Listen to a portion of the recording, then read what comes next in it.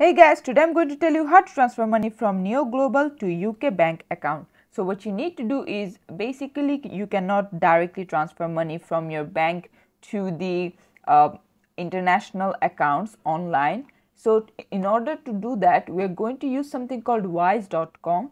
Don't worry, this is completely safe, 100% accurate. So you're going to head over to this website, open an account, and then you're going to click on send money.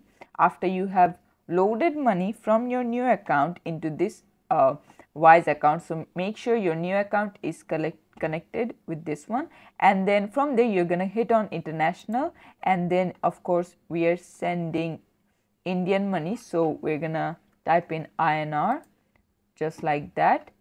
And after that, for euro, since we are sending euro, we're going to click on euro, and then you're going to select how much money you want to send, suppose this much. And after that, you have to hit on continue, fill in all of your bank details of the UK bank account, and there you go. This is how you can do it. Thanks for watching. Please leave a like and subscribe for more tutorials like this, and I'll see you guys in the next one.